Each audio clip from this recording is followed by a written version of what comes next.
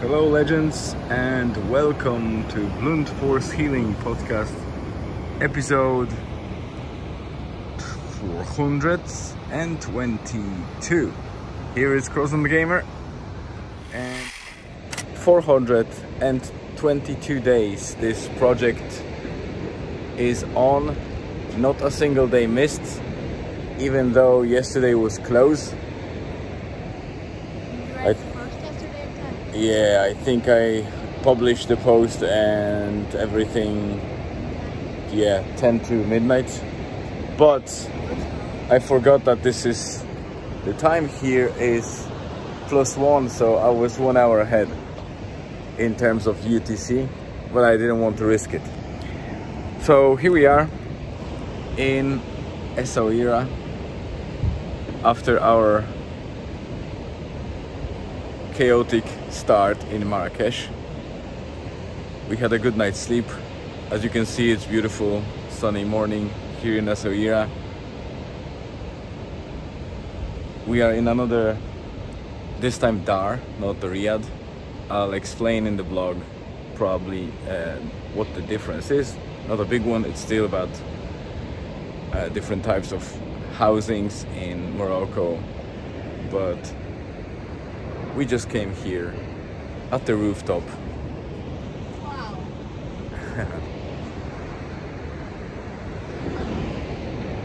Amazing ocean. We are at the top of a cliff, so I'll try to carefully show you how high we are. And we are waiting for the breakfast. We'll be eating breakfast at the rooftop, which is amazing. Let me see if Elizabeth is here. She is. Elizabeth is there. So we will be shortly enjoying breakfast here at the rooftop, and then I'll record more. Cheers. We are just after breakfast at the rooftop. The funny thing about it is that we knew that we can eat breakfast at the rooftop, but I don't think others did, and people crammed at the ground floor together. Of course, it's nice to be like in the community, but you know, there were like French people, Polish people. We actually heard some Polish people, so they all crammed into a small space. There was like maybe 2-3 tables and kind of dark space. As you know, probably it's like every ground floor is fairly dark in any building, especially if you are in old Medina like here, where you have big, tall kind of buildings connected together and small, tight streets. So it is dark, and it's not that it's not pleasant, but you know, knowing that we could do it at the rooftop, that was no-brainer. So I went down to our host, which is an amazing guy. We had a good chat yesterday. He recommended us to the nice place with called Fish Burger. I'll definitely link them in the blog. And we initially thought that we found it and it was closed, but then we checked another place and turned out that the one that we checked that was closed was the wrong place. We found it, we ate it. No, we didn't eat the place. We ate there, and yeah, Julian and myself, as you could see in the yesterday's episode, we were sitting there enjoying the food. And then we came back with my wife because she had a meeting, like the personal training virtual session that he needed to show up for a person that was potentially a client of her. she did that session, and then we came back and then she ordered her stuff. Lovely fresh food. So I really recommend this place. It's called Fish Burger, and they actually do fresh fish burgers and burritos, which is a great it's a great tasting meal, and everything is fresh, obviously, because it's Es-sad-ouira. You have a port here, and every single day there is fish markets, so it's kind of no-brainer to base your food on the freshest possible ingredients. I don't think that the seagulls want me to record the rest of it, so I'll just say to you that breakfasts are very light in here. They're fulfilling enough, but they are light. Yesterday at the other place we had pretty much pancakes and some buns with local jam, honey and all that stuff, coffee and mint tea. Today pretty much the same, except for mint tea in Es-sad-ouira. We instead got some fruit salads and some omelets. And here is Julian. Julian is unfortunately a little bit sick. He got some sore throat and he's coughing, so we are going soon to the market to see if we can get some remedies for that, including some fresh fruit and some vitamin boosters to make sure that he recovers quickly. Right, Crozen Gamer? Alright, so let us do what we need to do, and we'll be back shortly. And welcome back. So we are now in Es-sad-ouira, on the other side, or actually on the south beach, closer to surfing spots. And there's again a lot to unpack after this day. I have a long video today. So including Julian's sore throat and a bit of sickness. Elizabeth seems to be sneezing as well, so we expect she might get some of it as well. So far I hold well, but you never know. We checked the north beach of Es-sad-ouira, thinking that just there may be something worth it. It ain't the beach. Yeah. It's a dumpster. Literally. Okay, Julian unpacked most of it already, but I'll write definitely more in the blog about it, because I think it is worth just recording for future generations and people that might stumble upon the blog before they go to Morocco. So far we are third day, second night, and while we are cooling down or calming down after the, what I said, clash of cultures, we are yet to discover something purely beautiful that we want to call beautiful, not just by looking on Instagrams or blogs or guides. We had it rough in some places, and as I said, I'll write about it. We are now in one of the cafes at the South Beach. Isn't it called Ion? Ion is the one beside Oh. Ion Club, and we are in, I don't remember, something French. I'll probably write about it anyway. So that's just another segment, and we'll be back soon. Welcome back in this beautiful afternoon. We are having sunset in a couple of minutes, so we are going upstairs to the rooftop to enjoy it. I'll take Julian. Elizabeth is already up there. So day was quite nice, I would say, if I lie. it wasn't super nice. It was actually one of the worst days. To be honest, as I said, I will write a little bit about it in the blog post, but we are leaving that behind. There are pros and cons of being in Morocco. My wife would probably say that there are only cons, or definitely not hitting the expectations, albeit it would be unjust to say that, because, you know, we set expectations ourselves, and if it doesn't match, it doesn't mean that something is bad.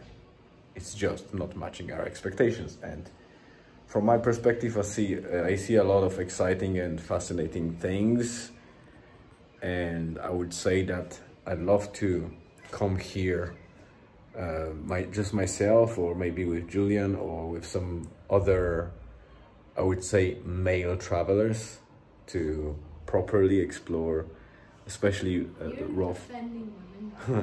No, it's only about the safety, and, you know, the fact that the culture here has very different stance against women. It's not that it's like something bad, because obviously we can't generalize. There are probably older generations of Muslim people that are more harsh, or I would say more conservative against women. They're probably more kind of on the verge, or more middle ground people, and then probably the young generation is more open-minded and less strict because of how they are being, maybe not raised, but what culture they join, and how much of that Western influence, and I would say external influences, they have by the access to the, you know, different resources. So, just for the sake of safety, both for my wife and Julian, as a still fairly early teens child, I would only attempt it for now to be myself, and preferably with some other, as I said, male group, maybe surfers or somebody else that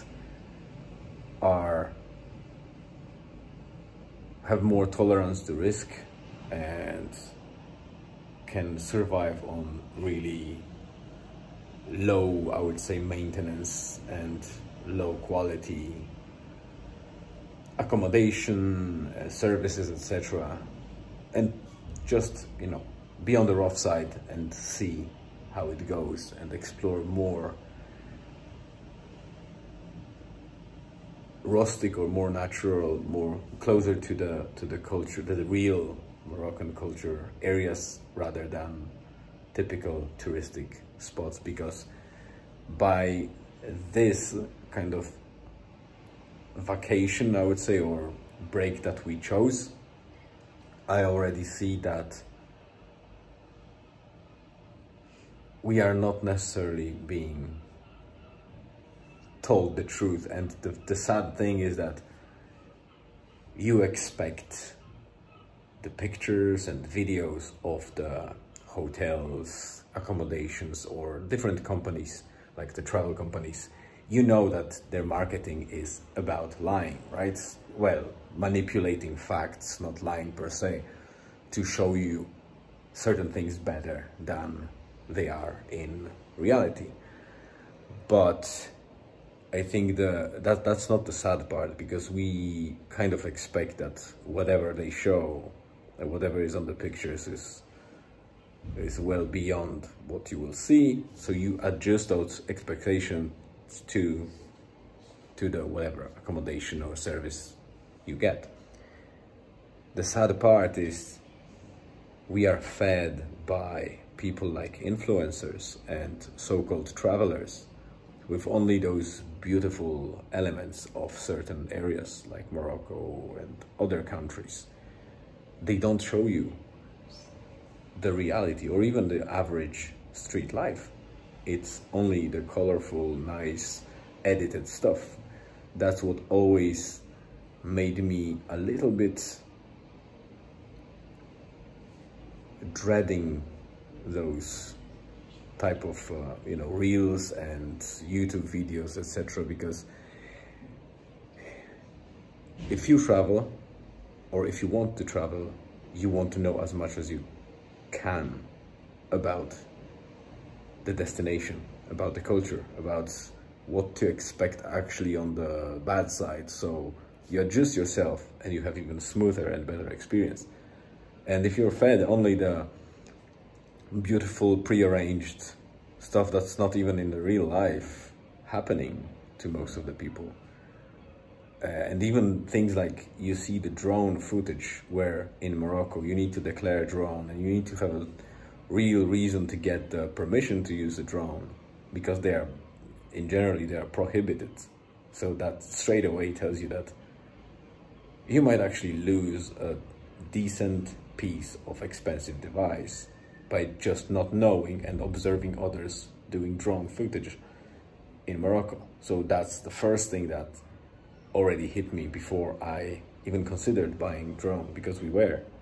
And I kind of came up with the idea, oh, maybe I'll check which countries are banning the use of drones, and Morocco was one of 20, I think 20 at least, countries in the world that have very strict rules around it. And then you see all those colorful, beautiful things, the Medinas, etc. But they are being filmed on purpose, pre-arranged, and usually sponsored by the state or sponsored by the councils of different districts. So these people that do the reels or those footage clips, they are getting in some way compensated by money or free stuff, etc. So it's not authentic by definition. It's purely marketing.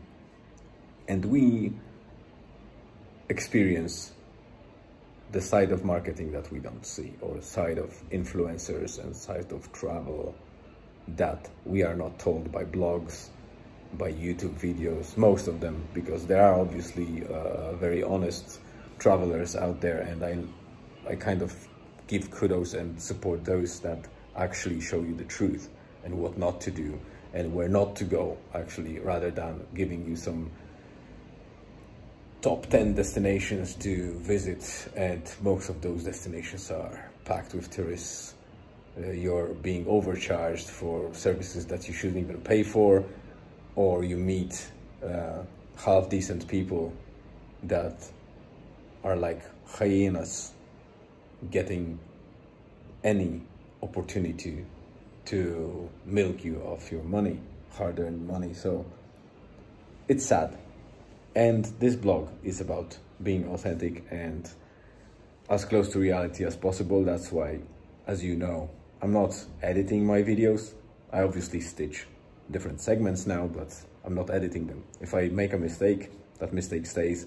If I do something stupid, that stays as well. So you will see all of that. You can... Bloopers. Oh yeah, the bloopers will be there. I still didn't deliver the mix of bloopers, because I think that deserves the proper long video. If people speak Polish, anybody speak Polish out there, you're in for a treat, because there's a lot of Polish bloopers. Yeah, Julian's favorite blooper is actually quite an explicit content, so I'll leave it to the final compilation, but yeah, it will be delivered, but I think it's too little to deliver now, so I'm waiting for more bloopers to happen.